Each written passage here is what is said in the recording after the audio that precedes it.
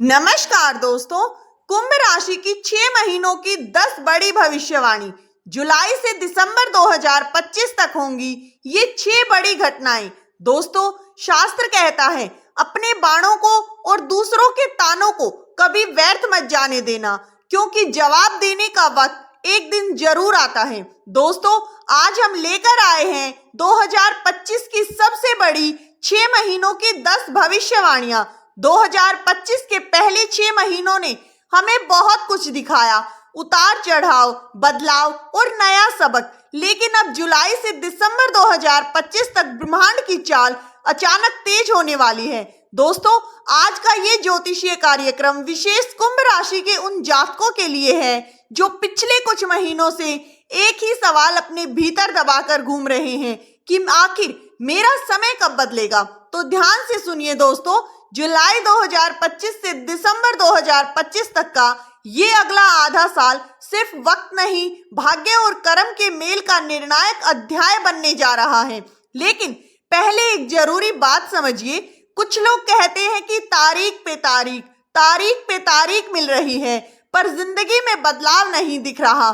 तो उनका जवाब भी आज की इस वीडियो में हम आपको देने वाले हैं। देखिए दोस्तों, ग्रह हर पल चलते रहते हैं। सूर्य, चंद्रमा, मंगल, बुध ये सब गोचर करते हैं। यही तो हमारा काम है, आपको बताना कि कब कौन सा ग्रह आपके जीवन में पॉजिटिव असर ला सकता है। लेकिन दोस्तों, सवाल ये है, क्या आपकी जन्म कुंडली तैयार है उस असर को पकड़ने के लिए? हर व्यक्ति की कुंडली एक प्रॉमिस लेकर जन्म लेती है। किसी की कुंडली कहती है कि ये व्यक्ति एक दिन बहुत बड़ा नाम करेगा, तो वहीं किसी की कुंडली कहती है कि इस समय इसकी परीक्षा शुरू होगी। जी हाँ, याद रखिए, ग्रह गोचर सिर्फ ट्रिगर करते हैं। असल घटना तब होती है जब गोचर और आपकी कुंडली दोनों ही साथ बोलते हैं। इसीलिए अगर आपको लग रहा है कि इतनी सारी तारीखें बताई जा रही हैं लेकिन मेरा कुछ नहीं हो पा रहा, तो समझ लीजिए दोस्तों, या तो ग्रह आपको सपोर्ट नहीं कर रहे हैं, या फिर आपकी कुंडली आपको सपोर्ट नहीं कर रही है, या फिर सही समय अब आपका आने ही वाला है। बस तैयार रहें। अब आते हैं मुद्दे की बात पर, क्योंकि अब आप सुनने जा रहे हैं 2025 की वो 10 बड़ी भविष्यवाणियां। लेकिन दोस्तों, वीडियो में आगे बढ़ने से पहले अगर आपने वीडियो को लाइक नहीं किया है तो वीडियो को एक प्यारा सा लाइक जरूर कर दें। चैनल पर अगर आप पहली बार विजिट कर रहे हैं तो दोस्तों चैनल को भी सब्सक्राइब कर ले। कमेंट बॉक्स में हर हर महादेव, जय शनिदेव या फिर जय माता लक्ष्मी जरूर लिखें। चलिए बढ़ते हैं दोस्तों अब भविष्यवाणी की तरफ। पहली भविष्यवाणी, कुंभ राशि की पहली भविष्यवाणी ये कहती है कि कुंभ राशि के लिए शुक्र का वरदान और चेतावनी का समय। कुंभ राशि के प्यारे जातकों, आपके लिए वर्ष 2025 के ये 6 महीने एक ऐसा दौर बनाने जा रहे हैं जहां शुक्र का आशीर्वाद आपको सुख, समृद्धि और ऐश्वर्य के नए द्वार दिखाएगा। क्योंकि ज्योतिष शास्त्र के अनुसार आपकी राशि के सबसे प्रमुख ग्रहों में से शनि और शुक्र दो महत्वपूर्ण हैं। शनि तो आपके स्वामी है ही, लेकिन शुक्र आपके लिए भाग्य और सुख स्थान यानी चतुर्थ भाव के स्वामी बनते हैं। और यही शुक्र जब चतुर्थ भाव में स्थित होकर के मालवीय राजयोग बना रहे हैं, तो समझ लीजिए दोस्तों, ये समय लग्जरी, सुंदरता और मानसिक संतोष से भरा हुआ हो सकता है। जुलाई और अगस्त 2025 आपके लिए एक विशेष उपहार की तरह होगा।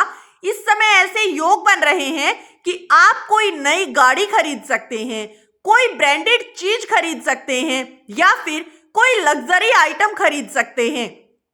और इसी समय आप कोई बड़ा निवेश भी कर सकते हैं, तो वो आपकी प्रसन्नता और शोभा दोनों को बढ़ाएंगे। शुक्रदेव आपकी कुंडली को नवीन सौंदर्य और ग्रह सुख से भरने के लिए तैयार हैं। लेकिन एक विशेष चेतावनी भी है।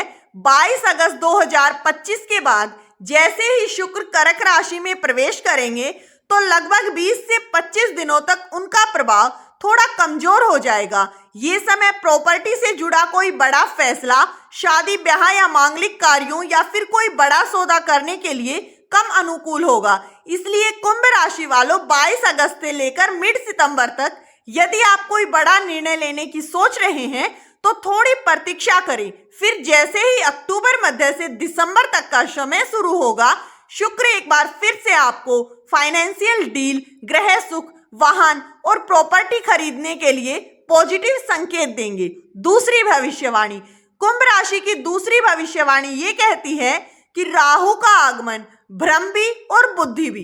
दोस्तों, इस बार आपकी कुंडली में एक ऐसा परिवर्तन हुआ है जिसने आपके पूरे मानसिक, सामाजिक और व्यक्तिगत जीवन में हलचल पैदा कर दी। जी हाँ दोस्तों, हम बात कर रहे हैं राहु के 18 साल बाद आपकी जन्म राशि यानी प्रथम भाव में प्रवेश की।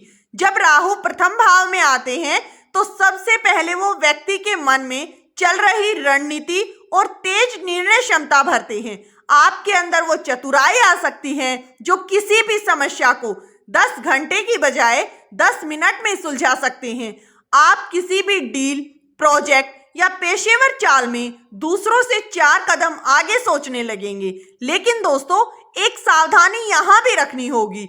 राहु चंद्रमा के साथ जब होते हैं तो मन को भ्रमित करते हैं।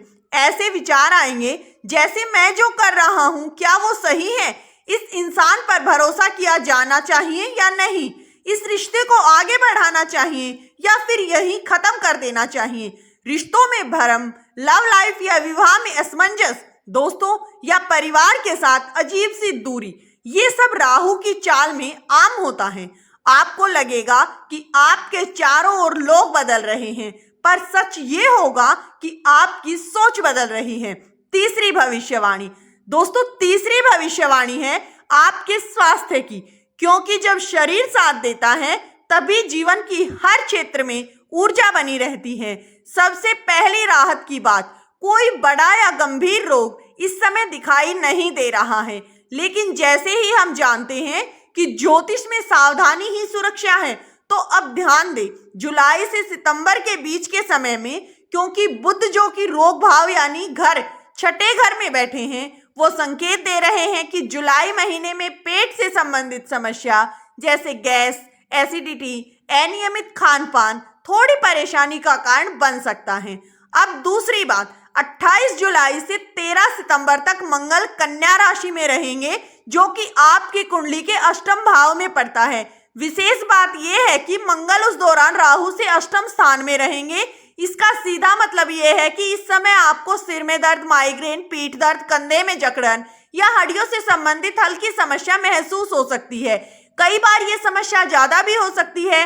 अगर आप देर तक लैपटॉप पर काम करते हैं या फिर भारी सामान उठाते हैं या फिर नींद पूरी नहीं ले पा रहे हैं, तो अभी से थोड़ा सावधानी रखना शुरू कर दें। स्वास्थ्य वो संपत्ति है जिस समय सहेज रखा जाए, आगे की जिंदगी आसान हो जाती है। चौथी भविष्यवाणी, अब बात करते हैं आपके जीवन के सबसे अहम पहलू कैरियर की।